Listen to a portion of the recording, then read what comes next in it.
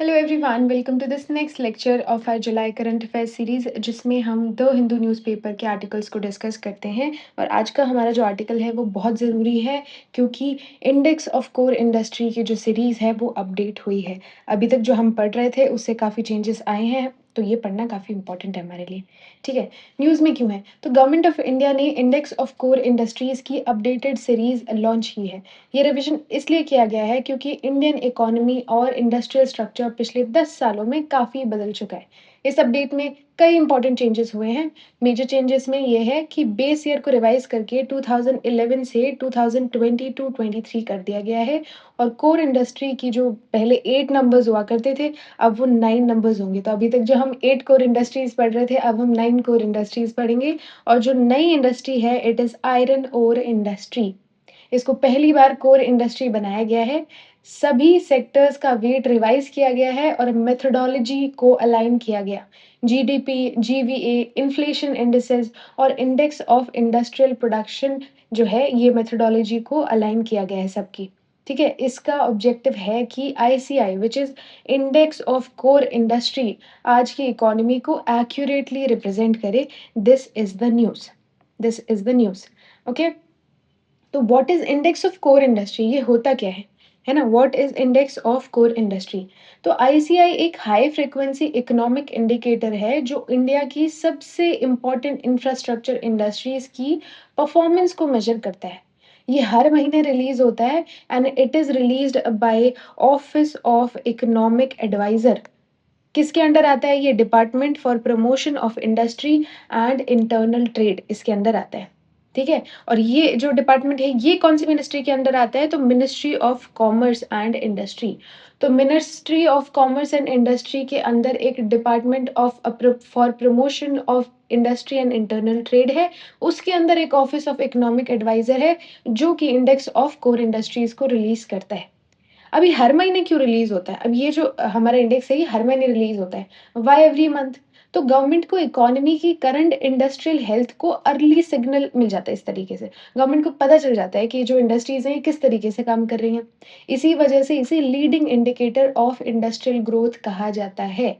ICI release होने के बाद ही generally index of industrial production which is IIP वो रिलीज़ होता है। ठीक है? अब आईसीआई की इम्पोर्टेंस क्या है, ये देख लेते हैं। क्या करता है? It measures the industrial momentum. Industrial production अब बढ़ रही है या स्लो हो रही है, इसका सबसे पहला इंडिकेशन आईसीआई देता है। जैसे मान लो कि अगर कोल प्रोडक्शन बढ़ रही है और पावर, तो कोल प्रोडक्शन अगर बढ़ रही है तो पावर जनरेशन बढ़ेगी। पावर जनरेशन बढ़ेगी तो फैक्ट्री ज़्यादा प्रोड्यूस करेंगी और फैक्ट्री ज़्यादा प्रोड्यूस करेंगी तो इंडस्ट्रियल ग्रोथ इम्प्रूव होगा। है ना? तो बड़े जल्दी हम जो इंडस्ट्रियल मोमेंटम है उसका पता लगा सकते हैं। लीडिंग इंडिकेटर है, मतलब आईसीआई इकोनॉमी के फ्यूचर इंडस्ट्रियल परफॉर्मेंस का एडवांस सिग्नल देता है। इसलिए इकोनॉमिस्ट इसे इकोनॉमिक थर्मोमीटर भी कहते हैं, ये आप याद रखेंगे। Economic thermometer. ठीक है? क्यों बोलते हैं? क्योंकि इंडस्ट्रियल परफॉर्मेंस का एडवांस सिग्नल ये दे देता है। Third is it helps government policy making. अब अगर आप इन्फॉर्म्ड रहेंगे किसी बारे में तो ही तो आप प्लान कर सकते हैं ना। तो उसी तरीके से गवर्नमेंट इंडस्ट्रियल स्लो डाउन या बूम को आइडेंटिफाई करके पॉलिसीज़ बना सकती है। अगर मान लो सीमेंट प्रोडक्शन गिर रही है, तो कंस्ट्रक्शन सेक्टर वीक हो सकता है। गवर्नमेंट जो है वो इंफ्रास्ट्रक्चर स्पेंडिंग बढ़ा सकती है, प्रॉब्लम सॉल्व कर सकती है। तो गवर्नमेंट की पॉलिसी मेकिंग में भी मदद मिलती है। अभी तक हमने क्या देखा? अभी तक हमने देखा कि क्या-क्या नए चेंजेस हुए हैं इस इंडेक्स में। 8 से 9 इंडस्ट्रीज़ हो गई हैं, आयरन ओर जो है नई इंडस्ट्री हो गई है हमारे पास में। उसके अलावा हमने देखा मेथोडोलॉजीज़ को भी अलाइन करने की कोशिश की है ताकि ज़्यादा एक्यूरेट इंडेक्स निकल के आए। उसके अलावा जो बेस ईयर है वो 2011-12 से 2022-23 कर दिया है। ठीक है? ऑब्जेक्टिव क्या-क्या हो, पहले तो कौन रिलीज़ करता है? तो ऑफिस ऑफ इकोनॉमिक एडवाइज़र जो कि डिपार्टमेंट फॉर प्रमोशन ऑफ ये इंडस्ट्री एंड इंटरनल ट्रेड के अंदर आता है। वो भी कौन-सी मिनिस्ट्री के अंडर आता है? तो ministry of commerce and industry के अंदर आता है। हर महीने रिलीज़ होता है और क्या-क्या ऑब्जेक्टिव होते हैं? सबसे पहला ऑब्जेक्टिव है इंडस्ट्रियल मोमेंटम पता चलता है, लीडिंग इंडिकेटर है, इसको जो है इकोनॉमिक थर्मामीटर भी बोलते हैं, है ना? और it helps government in policy making, क्योंकि पता चलेगा तो ही तो हम उस को टैकल कर पाएँगे, ठीक है? 4th is it is also used by RBI. RBI bank of India जो है वो इंडस्ट्रियल ग्रोथ को देखकर मॉनेटरी पॉलिसी डिसाइड करता है। इंडस्ट्रियल अगर स्लो डाउन है तो इंटरेस्ट रेट रिड्यूस कर देगा। इंटरेस्ट रेट अगर रिड्यूस कर रहा है ना, इंटरेस्ट रेट रिड्यूस कर रहा है तो लोग ज़्यादा जो है लोन वगैरह लेंगे, चीज़ें करेंगे, तो इकोनॉमी थोड़ी बूस्ट होगी। तो इस तरीके से भी जो है आरबीआई भी यूज़ करता है, ठीक है। मिनिस्ट्री ऑफ फाइनेंस भी यूज़ करती है इसको। किसमें? बजट प्लानिंग में, कैपिटल एक्सपेंडिचर में, रेवेन्यू प्रोजेक्शन में, इंफ्रास्ट्रक्चर एलोकेशन में, सब में इसका यूज़ होता है। कितने पैसे कौन से सेक्टर को देने हैं, कितने पैसे लगाने हैं किसी सेक्टर पे, कहाँ पे इंफ्रास्ट्रक्चर डेवलपमेंट करना है, कहाँ से कितना पैसा आ सकता है, सब पता चलता है ना? इस इंडिकेटर से सब आइडिया लगता है और प्लान करते हैं उस हिसाब से। इवन नीति आयोग भी इसको यूज़ करता है, लॉन्ग टर्म इंफ्रास्ट्रक्चर प्लानिंग करने के लिए, इंडस्ट्रियल पॉलिसी बनाने के लिए, है ना? मैन्युफैक्चरिंग स्ट्रैटेजी बनाने के लिए और रीजनल डेवलपमेंट के लिए भी आईसीआई का यूज़ होता है बाय नीति आयोग, ठीक है? अब ये इन्वेस्टर्स भी यूज़ करते हैं। इन्वेस्टर्स कैसे यूज़ करते हैं इसको? डोमेस्टिक और foreign investors industrial performance evaluate करते हैं। अगर स्ट्रॉन्ग आईसीआई निकला, व्हिच इज़ स्ट्रॉन्ग इंडेक्स निकला, तो पॉजिटिव इन्वेस्टमेंट सेंटिमेंट्स देखने को मिलते हैं, मतलब वो करना चाहते हैं इन्वेस्टमेंट, और अगर पॉजिटिव नहीं मिला तो वो डिस्करेज होते हैं इन्वेस्टमेंट करने के लिए। तो इवन इन्वेस्टर्स भी यूज़ करते हैं। रेटिंग एजेंसीज भी यूज़ करती हैं, है ना? Rating agencies industrial health evaluate करके कंट्री का रिस्क जो है वो असेस करती हैं, ठीक है? इंफ्रास्ट्रक्चर प्लानिंग हम कर सकते हैं, जैसे steel plant, power plant, roads, railway, mining, सबकी फ्यूचर डिमांड एस्टिमेट करने में आईसीआई यूज़फुल होता है। अभी तक हमने क्या पढ़ा कि क्या चेंजेस हैं, 8 से 9 जो है इंडस्ट्री हो गई है, नई इंडस्ट्री हमारी आयरन ओर है, उसके अलावा जो है बेस ईयर 2011-12 से 2022-23 कर दिया गया है। और जो मेथोडोलॉजीज़ हैं उनको अलाइन किया है विद अदर इंडिकेटर्स। हर महीने रिलीज़ होता है, कौन रिलीज़ करता है? Office of economic adviser under department of for promotion of industry and internal trade, जो कि ministry of commerce and industry के अंदर आता है। इम्पोर्टेंस आईसीआई की क्या है? क्या इम्पोर्टेंस है? इंडस्ट्रियल मोमेंटम जो है पता चलता है, अर्ली इंडिकेटर है ये, इसको जो गवर्नमेंट है वो पॉलिसी प्लान करने में यूज़ करती है, नीति आयोग यूज़ करता है, आरबीआई यूज़ करता है, इन्वेस्टर्स यूज़ करते हैं, रेटिंग एजेंसीज़ यूज़ करती है और ओवरऑल इंफ्रास्ट्रक्चर प्लानिंग में मदद मिलती है। This is what we have read so far, ठीक है। अब ये जो 8-9 इंडस्ट्रीज़ हैं, पहले तो देखेंगे, है ना, कि कौन-सी इंडस्ट्रीज़ हैं, वो देखेंगे बाद में। पहले ये समझते हैं कि ये 8 जो कोर इंडस्ट्री हैं, इनको कोर क्यों बोलते हैं? Why core industries? तो ये इंडस्ट्रीज़ इकोनॉमी की बैकबोन होती हैं। इनके बिना बाकी इंडस्ट्रीज़ प्रॉपर्ली फंक्शन नहीं कर सकती, है ना? ये रॉ मटेरियल सप्लाई करती हैं, एनर्जी प्रोड्यूस करती हैं, मैन्युफैक्चरिंग को सपोर्ट करती हैं, है ना? और क्या करती हैं? इंफ्रास्ट्रक्चर डेवलप करती हैं, ओवरऑल इंडस्ट्रियल प्रोडक्शन को इन्फ्लुएंस करती हैं, ठीक है? तो इस वजह से इनको कोर बोला जाता है। They are backbone of economy, supplies raw material, produce energy, supports manufacturing, build infrastructure and influence industrial production. ठीक है। अब जो पहले वाली जो सीरीज़ थी हमारी आईसीआई की सीरीज़ थी, बेस उसका 2011-12 था, लेकिन टाइम के साथ इकोनॉमी का स्ट्रक्चर बदल गया। अब प्रॉब्लम क्या आई? इंडस्ट्रियल स्ट्रक्चर बदल रहा है, टेक्नोलॉजी एडवांस हो रही है, प्रोडक्शन पैटर्न चेंज हो गया है, रिन्यूएबल एनर्जी का शेयर बढ़ गया है, इवन मैन्युफैक्चरिंग कंपोज़िशन भी चेंज हो गई है। इसलिए ओल्ड सीरीज़ प्रेज़ेंट इकोनॉमी को एक्यूरेटली रिप्रेज़ेंट नहीं कर रही थी। क्या बोला मैंने? ओल्ड सीरीज़ 2011-12 था, लेकिन प्रॉब्लम हुई क्योंकि चीज़ें बहुत चेंज हो गई, टेक्नोलॉजी चेंज हो रही है, इकोनॉमिक स्ट्रक्चर चेंज हो रहा है, इंडस्ट्रियल स्ट्रक्चर चेंज हो रहा है, प्रोडक्शन के पैटर्न चेंज हो रहे हैं, रिन्यूएबल एनर्जी का शेयर धीरे-धीरे बढ़ाने की कोशिश कर रही है गवर्नमेंट और बढ़ा भी रही है, और मैन्युफैक्चरिंग कंपोज़िशन भी चेंज हो गई है। इसलिए जो पुरानी सीरीज़ थी वो उतनी रेलेवेंट नहीं रही। ठीक है? ये हमने देखा। ऑब्जेक्टिव क्या थे वो भी हमने देखे इससे पहले। अब बेस ईयर का मतलब क्या होता है? मैं बार-बार बेस ईयर बोल तो रही हूँ, पर ये मतलब क्या होता है? तो बेस ईयर एक रेफ़रेंस ईयर होता है, जिसके कंपैरिज़न में फ्यूचर प्रोडक्शन कंपेयर की जाती है। एग्ज़ाम्पल से समझते हैं। मान लीजिए 2022-23 हमने जो नया बेस ईयर लिया है ना? इसको 100 मान लिया आपने, 100 मान लिया। अगर नेक्स्ट ईयर इंडेक्स 108 हुआ, नेक्स्ट ईयर इंडेक्स 108 हुआ, तो इंडस्ट्रियल प्रोडक्शन जो है वो 8% से इंक्रीज़ हुई है, इसका मतलब, है ना? 8% से इंक्रीज़ हुई है। अब इसको ना थोड़ा-सा और सिंपल समझने की कोशिश करते हैं, है ना? मान लीजिए आप जैसे पढ़ते हैं तो ज मैं यूज़ करती हूँ स्टॉपवॉच मोस्टली, ठीक है? तो मैं 0 से शुरू करती हूँ और जैसे ही मुझे 2 घंटे 3 घंटे हो जाते हैं तो वो 2 आवर दिखाता है, ठीक है? तो यहाँ मेरा रेफ़रेंस पॉइंट 0 था, 0 से 2 आवर गया मतलब ये कि मैंने 2 घंटे पढ़ाई कर ली। लेकिन जब मैं दोबारा दूसरे दिन ये 2 आवर्स से शुरू किया मैंने और मैं 2 आवर और पढ़ी, तो मैं 4 आवर्स पढ़ी। मतलब 4 आवर्स कर लिए मैंने। मेरी वॉच पे 4 आवर्स दिख रहे थे। तो इसका क्या मतलब है कि दूसरे दिन क्या मैंने 4 घंटे किए हैं?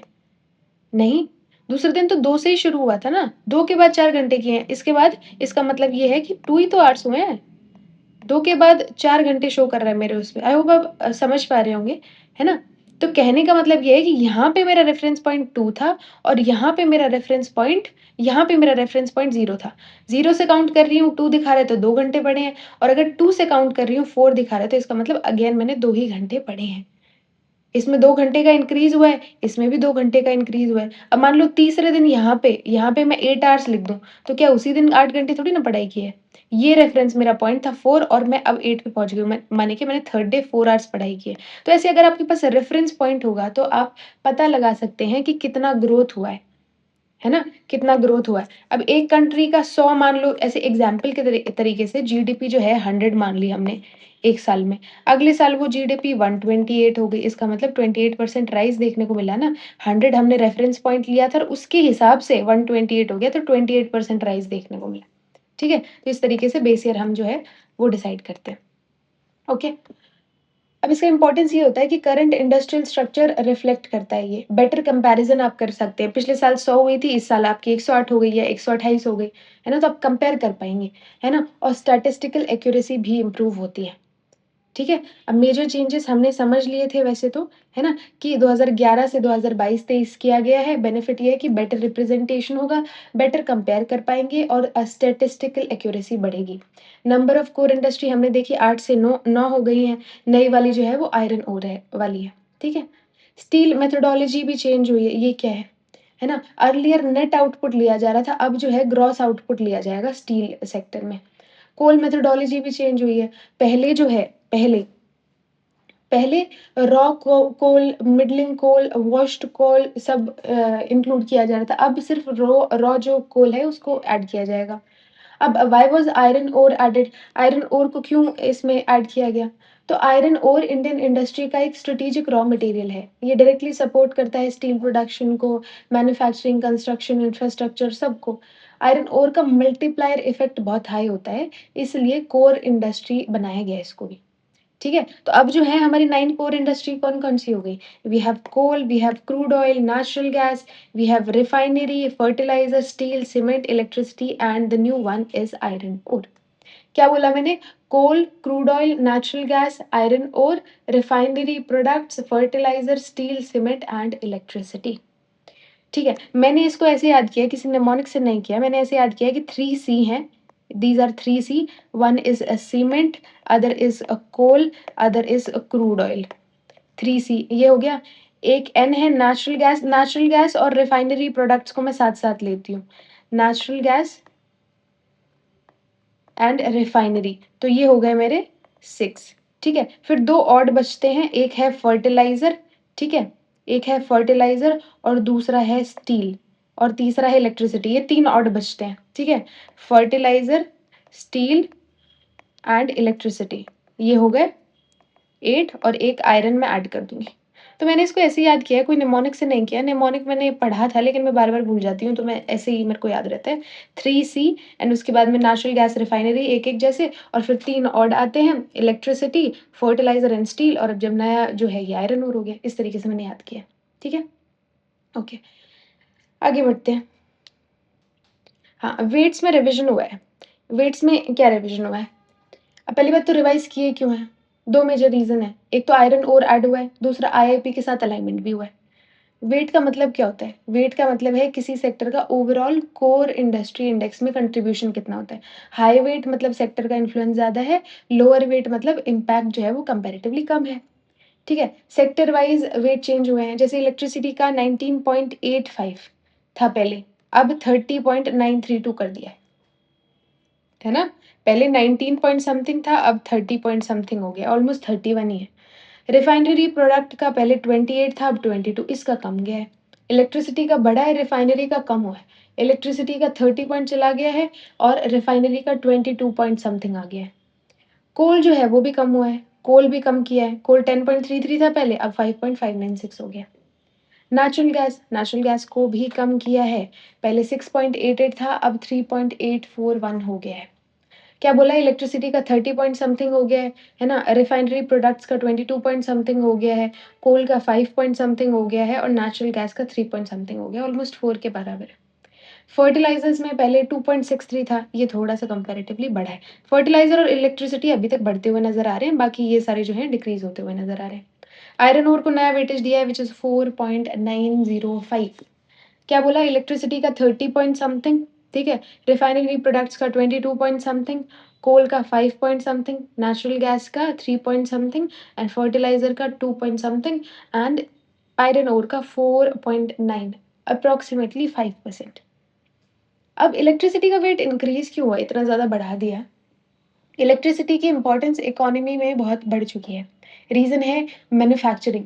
हर फैक्ट्री इलेक्ट्रिसिटी यूज़ करती है, चाहे वो आईटी सेक्टर हो, बैंकिंग हो, है ना? चाहे डिजिटल इकोनॉमी हो, एआई, क्लाउड कंप्यूटिंग बहुत एनर्जी माँगते हैं। चाहे वो ट्रांसपोर्टेशन हो, अर्बनाइज़ेशन हो, चाहे इंडस्ट्रियल एक्सपेंशन हो, सब किसी में इलेक्ट्रिसिटी की डिमांड बढ़ रही है। इस वजह से इलेक्ट्रिसिटी का वेटेज हमने बढ़ाया है। ठीक है। अब ग्रोथ एस्टिमेट्स पे किस तरीके का चेंज हमको देखने को मिलता है? तो मई 2026 में ओल्ड सीरीज़ के हिसाब से 0.5% हमको देखने को मिला था। नई सीरीज़ के हिसाब से 3.2% ग्रोथ रेट माना गया है। ठीक है? ये हमने देखा। ओके। लिंकेजेस कैसे हम तीनों इंडेक्स हैं, डिफरेंट इंडेक्स हैं, इनमें कैसे लिंकेजेस करें? तो कोर इंडस्ट्री कैसे लिंक है? तो कोर इंडस्ट्री जब परफ़ॉर्म करती है, तो इंडस्ट्रियल प्रोडक्शन इम्प्रूव होता है। इंडस्ट्रियल प्रोडक्शन इम्प्रूव हुआ, तो आईआईपी इम्प्रूव होगा। आईआईपी इम्प्रूव हुआ, तो मैन्युफैक्चरिंग ग्रोथ इम्प्रूव होगी और अगर मैन्युफैक्चरिंग जो है वो इम्प्रूव हुई, तो जीडीपी और जीवीए भी इम्प्रूव होगा और इससे इकोनॉमी ऊपर जाएगी। ठीक है? अब ये इंडेक्स ऑफ कोर इंडस्ट्री और इंडेक्स ऑफ इंडस्ट्रियल प्रोडक्शन में क्या फ़र्क है? ये जो आईसीआई है, ये सिर्फ़ कोर इंडस्ट्रीज़ को कवर करती है and it is released by office of economic adviser. 9 sectors हैं, हमने देख लिया, मंथली जो है वो मैं ये अपना रिपोर्ट देती है ना, it is a leading indicator, IIP से भी पहले आता है। आईआईपी क्या करती है? आईआईपी ओवरऑल इंडस्ट्रियल प्रोडक्शन को मेज़र करती है। इसमें माइनिंग, मैन्युफैक्चरिंग, इलेक्ट्रिसिटी सब आते हैं and this is released by NSO which is national statistical office under MoSPI which is ministry of statistical and programme implementation under MoSPI. ठीक है? इसको मॉस्पाई भी बोलते हैं कई लोग। ठीक है? अब ये जो नया आईसीआई है, इसका क्या फ़ायदा हो सकता है? बेस ईयर अपडेट हुआ है, बेटर कंप्यूटिंग होगी, है ना? बेटर स्टैटिस्टिकल एक्यूरेसी होगी, ये सब हम ऑलरेडी पढ़ चुके हैं, डबल काउंटिंग वगैरह दूर होगी, है ना? हार्मोनाइज़्ड विद जीडीपी, आईआईपी ये सब हम देख चुके हैं। चैलेंजेस आने हैं कुछ, क्या चैलेंजेस होंगे कि सिर्फ़ कोर इंडस्ट्री को जो है कवर कर रही है, बाकी सेक्टर्स, सर्विस सेक्टर नहीं इंक्लूडेड है ना? हाई फ्रीक्वेंसी रिविज़न, इसका क्या मतलब है? मंथली रिविज़न कभी-कभी कन्फ्यूजन क्रिएट कर सकता है। एम्प्लॉयमेंट कैप्चर नहीं करता है। प्रोडक्शन बढ़ सकती है, लेकिन एम्प्लॉयमेंट ज़रूरी नहीं है कि बढ़े ही। प्रोडक्टिविटी कैप्चर नहीं करती है। आउटपुट मेजर होता है, लेकिन एफिशिएंसी नहीं होती and it is sensitive to supply shocks. Flood, strike, war, import disruption जैसे शॉक्स आईसीआई को इमीडिएटली अफ़ेक्ट कर सकते हैं। अब इसके चलते कुछ गवर्नमेंट के इनिशिएटिव भी हमको देखने को मिलते हैं। We have make in India, जो कि इंडिया में मैन्युफैक्चरिंग को प्रमोट करता है। वी हैव पीएम गति शक्ति, जो इंटीग्रेटेड इंफ्रास्ट्रक्चर प्लानिंग की बात करता है। We have national infrastructure pipeline. We have a production linked incentive scheme. We have national logistic policy. We have Bharatmala योजना, नेशनल हाईवे नेटवर्क को एक्सपैंड करना इसका ऑब्जेक्टिव है। Sagarmala programme we have, port led development और मैरीटाइम लॉजिस्टिक्स स्ट्रेंथन करना इसका objective है। We have dedicated freight corridors, freight transportation को फास्टर और एफिशिएंट बनाना। This was our article, I hope आपको समझ आया होगा। एक बार रिवाइज़ करते हैं, फिर हम एमसीक्यू करेंगे, ठीक है? क्या-क्या चीज़ें हमने देखी, हम बहुत ब्रीफली उसको समझेंगे, ठीक है?